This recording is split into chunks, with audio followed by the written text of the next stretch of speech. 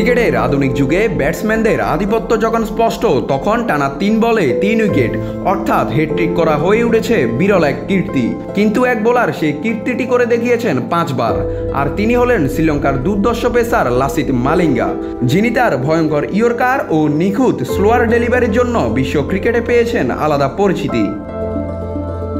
এই রেকর্ডের আগের মালিক ছিলেন পাকিস্তানের কিংবদন্তি বোলার ওয়াসিম আকরাম, যিনি করেছিলেন 4 আন্তর্জাতিক হ্যাট্রিক। তবে মালিঙ্গা এক ধাপে গিয়ে তার সংগ্রহে যোগ করেছেন 5টি হ্যাট্রিক। শুধু তাই নয়, তিনি 4 বলে 4 উইকেট নেওয়ার কীর্তিও করেছেন একাধিকবার, যে কীর্তিটির পাশে নেই মালিঙ্গা ছাড়া অন্য কোনো প্লেয়ারের নাম। তার প্রথম হ্যাট্রিকটা এসেছিল 2007 সালের বিশ্বকাপে দক্ষিণ আফ্রিকার বিপক্ষে।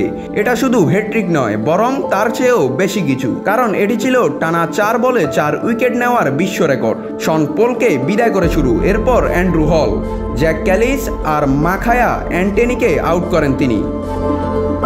2011 সালের বিশ্বকাপের মঞ্চে আবারও এক হ্যাট্রিক করেন মালিঙ্গা, আর কীর্তিটি আসে কেনিয়ার বিপক্ষে। সে বছরই মালিঙ্গা আবার করে ফেলেন ক্যারিয়ারের 3য় হ্যাট্রিকটি, যেখানে প্রতিপক্ষ ছিল অস্ট্রেলিয়া। নিজেদের মাঠে এই ম্যাচে মিচেল জনসন, জন হেস্টিংস এবং সাবিয়ার ডোহাটিকে বিদায় করে হ্যাট্রিকের হ্যাট্রিক তুলে নেন তিনি।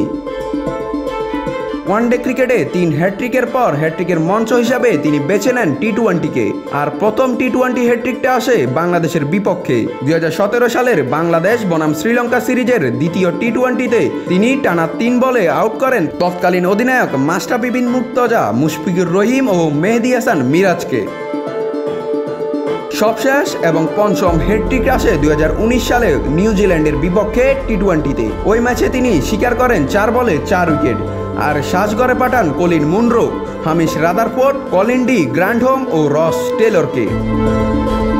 লাসিথ মালিঙ্গা শুধুমাত্র হ্যাট্রিকের জন্য নয়, তার বিধ্বংসী বোলিং ও ব্যতিক্রমী অ্যাকশনের জন্যও স্মরণীয় হয়ে থাকবেন। ওয়াসিম আকরামকে ছাড়িয়ে 5টি আন্তর্জাতিক হ্যাট্রিকের রেকর্ড গড়ে তিনি ক্রিকেট ইতিহাসে এক অনন্য উচ্চতায় পৌঁছেছেন।